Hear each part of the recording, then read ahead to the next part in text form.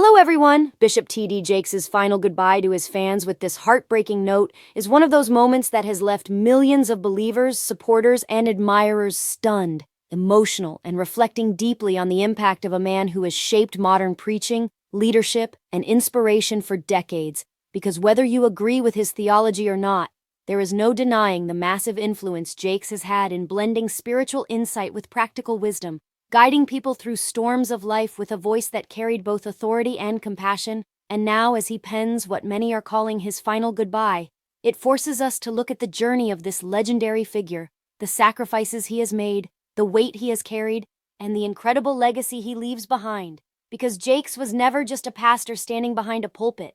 He was a movement in himself, a man who took words from Scripture and made them living lessons, who built one of the largest and most diverse congregations in America, who wrote books that healed the brokenhearted and counseled the lost, who extended his reach through films, conferences, and broadcasts so that even those who never stepped foot inside the Potter's house still felt the power of his ministry. But what most fans don't see is the immense personal cost that came with such a platform. The sleepless nights, the betrayals, the physical health struggles, the weight of constantly being strong for everyone else.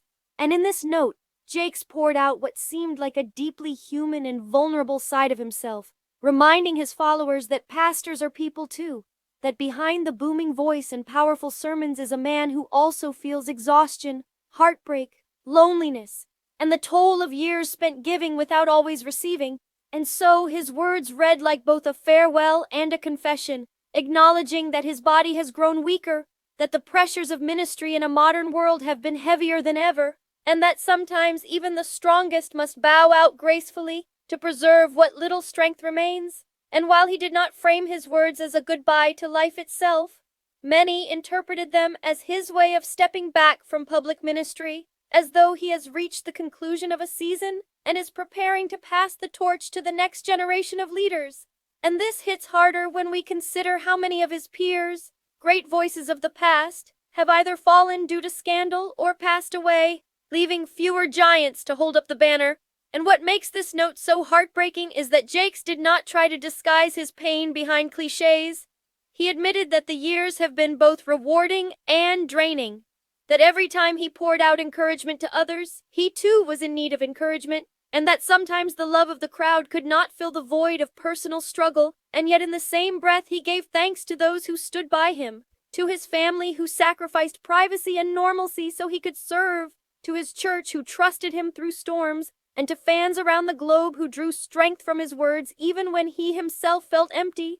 And in this we see the true humility of a man who never claimed perfection but always pointed to a God greater than himself.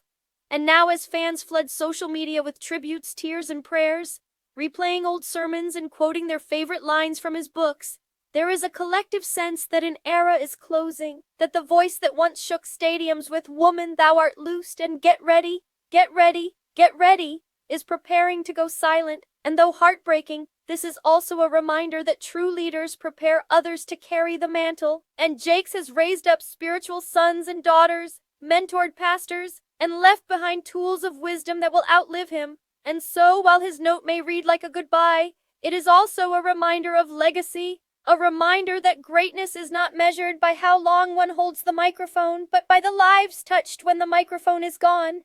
And in the end, what Bishop Jakes teaches us through this farewell is that strength is not in never falling, but in rising again, not in hiding vulnerability, but in sharing it, not in clinging to the stage, but in knowing when to step away.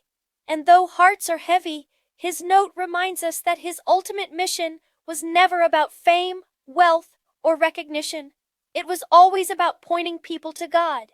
And now, as he closes this chapter, fans must carry forward what he planted, living with the same faith, resilience, and courage he modeled. And in this way, his goodbye is not just a farewell, but a charge, an invitation for others to rise up and become the next voices of hope in a world desperate for truth, leaving us all with tears in our eyes and gratitude in our hearts for the man, the leader, and the spiritual father that Bishop T.D. Jakes has been. Thanks for watching.